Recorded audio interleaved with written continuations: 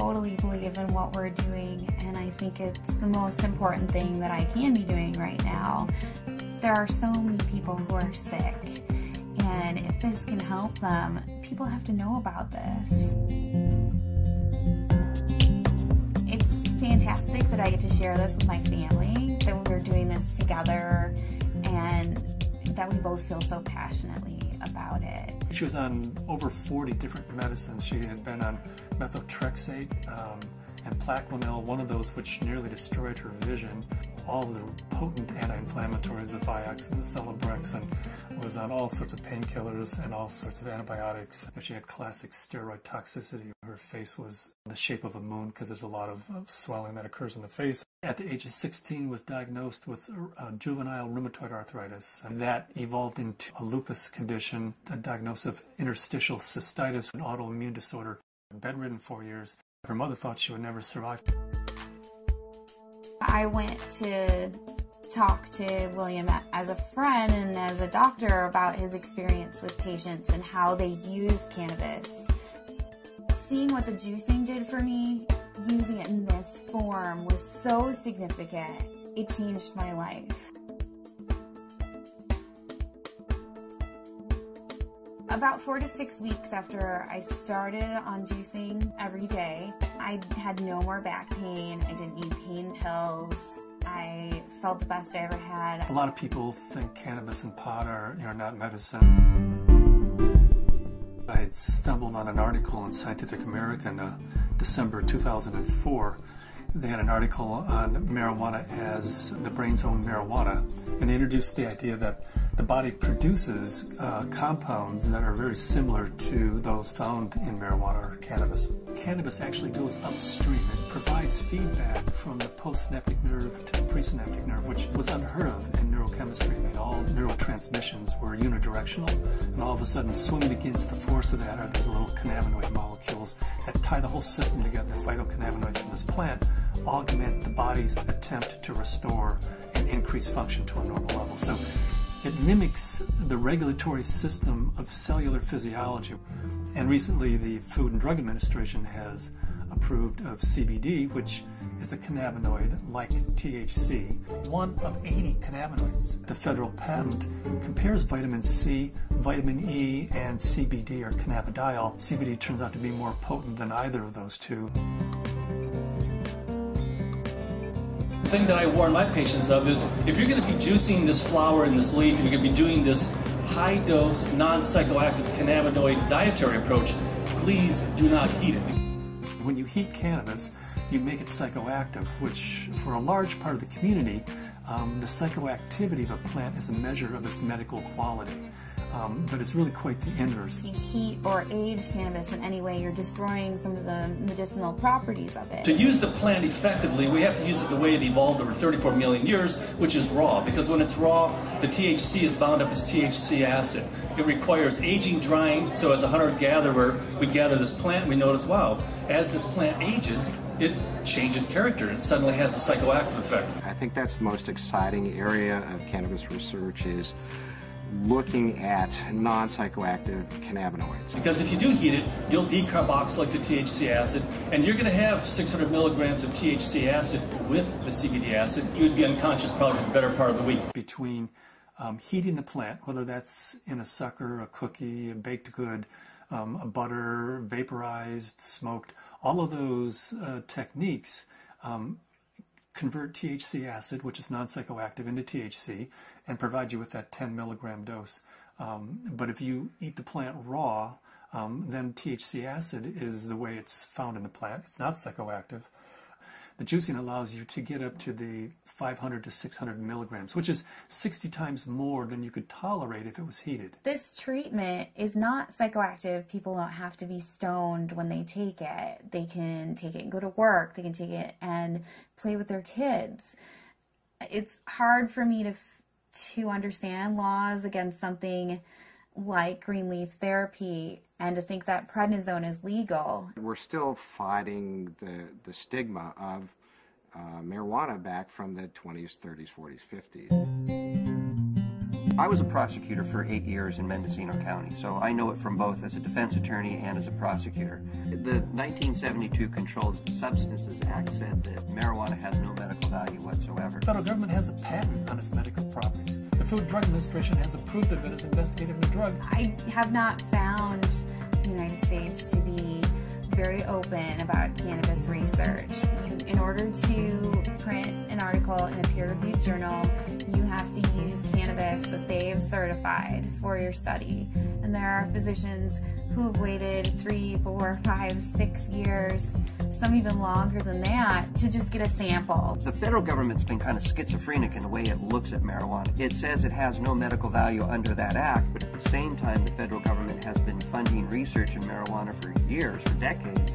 And they've even patented certain strains of marijuana because they recognize it has that medical value. The California Narcotic Officers Association does not believe in medical marijuana. They believe it's all a big scam, and that's how they train law enforcement officers. Law enforcement is allowed to take a percentage of all assets that are forfeited and seized under the state and federal asset forfeiture law. So it takes the really enlightened and compassionate law enforcement officer to recognize that these medical marijuana laws are designed to protect patients. I was trained when someone had marijuana, you took them to jail. There wasn't a medicine use for marijuana. It's an illegal substance, and people went to jail for it. In 1996, California took a huge leap. I didn't support Proposition 215 because of the education I had, the experience I had, and what I had seen through the illegal marijuana gardens that I had seen throughout my career. Since 1996, I have changed my opinion somewhat. I believe there is a very clear medicinal use for marijuana. That being said, I believe that there are a large percentage of people who use marijuana as an excuse to either make profits or for recreational. The people who use marijuana for the true intended use that the voters passed, medicinal, I'll do everything I can to support their rights. There's many more things that law enforcement can be focused on than medicinal marijuana. And I don't want to give the impression at all that I support people who are growing marijuana for medical purposes 364 days of the year, and then one day a year they make a big sale for a couple $100,000, and they're a commercial seller that one day of the year. They're the people who are causing problems for the people who really and truly need and can use medical marijuana.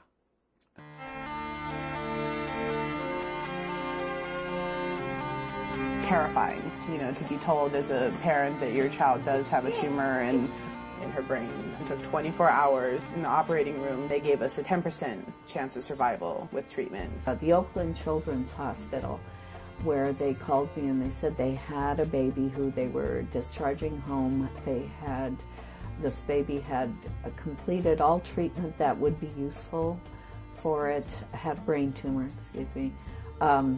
had surgery, had radiation and chemo, and the tumors were still growing and still multiplying, and therefore they said to the parents, just take this baby home and make it comfortable, because there's nothing more that we know that will help its condition. Started to accept to the point where the illness had taken her and us, and try and find some acceptance. A month went by and I got in contact with the family, and they said, well, we just came back from Children's Hospital. They did a CAT scan. The tumors have shrunk and there are fewer of them. And they said, I'll tell you what we've been doing. We've been juicing the fan leaves of the marijuana plant and giving our baby a shot glass of this juice every day. This is like this wonderful hospice story. She is no longer on hospice. I brought the oxygen concentrator back. It's just one of those wonderful success stories. The plant is a pretty amazing plant because it appears that the juice of this plant is saving this baby's life. Here we have something that can really change people's lives.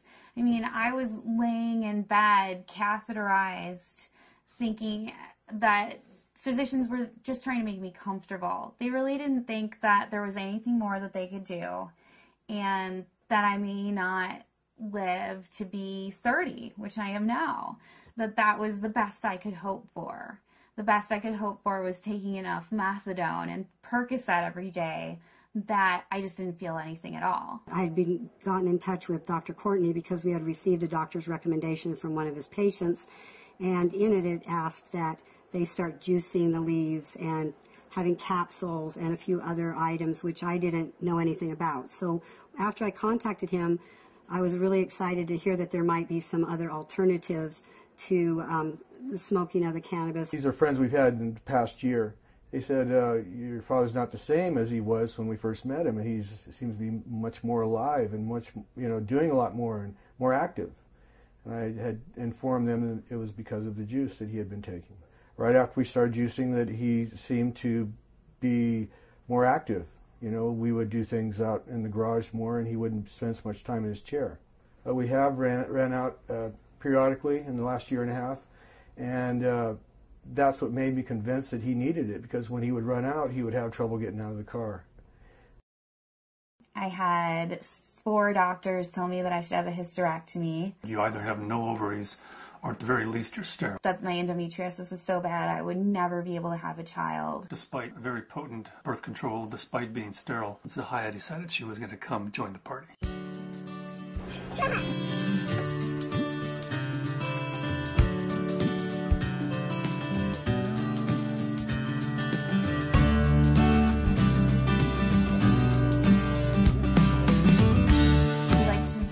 Ourselves by being extremely scientific, and people know that if they're going to come to us, they're going to have to go through a lot of hoops, but they're also going to get the most up-to-date scientific knowledge on this subject, and they're going to see a physician who's an expert in the field of non-psychoactive cannabinoids, and there are plenty of people that want that and are looking for that. We opened our 5th office in Luxembourg. Their government is really sympathetic and open. There's an international group studying autism and CBD in Luxembourg. There's a physician there who's writing cannabis scripts who's also a senator, and we've been working with him, Senator Columbera. The government may be actually funding experiments in a research center using cannabis, in large part because of Dr. Courtney's work with non-psychoactive cannabinoids and Senator Columbera's work with cancer patients. There are now facilities for testing plants, and there's been more progress made in the last 5 to 6 months. A new strain in from Spain called Cannatonic, 6.9% CBD. That's a 700% increase over Northern Lights, which is our previous high producer. I would like to find strains that have all of the cannabinoids present in an amount that's useful. I'd like to produce strains that are adapted to environment. In Luxembourg, we're producing thousands and thousands of pounds of seed, to raise the money to give away, a half a pound of seed, because if that person grows an acre of cannabis and feeds their family the proteins and their fatty acids, an incredible food source, an incredible preventative medicine source, and an incredible therapeutic source, and at the same time, they're sucking 5 times as much CO2 out of the environment as an acre of trees. First, we have to change Convention Treaty Number 1, which was the convention that the UN put out in 1961 that says cannabis is a crime, should be, if you have it, if you grow it, if it's in your possession, you should be in prison. That dogma has dominated the world right now. They're asking for input from the World Health Organization. I'm in the process of writing a letter stating that this is a dietary essential. It's not a criminal thing, because we have to change that treaty before we can go into Central South America and say, you grow yourself an acre of this plant, feed your family, prevent illnesses. So Cannabis International kind of legalizing the plant globally, giving it back to people as a food source, prevent illness is so much better than waiting until you have diseases. With my own experience and all the patients that I've spoken to, I believe that it's not an isolated incident, that this is the best medication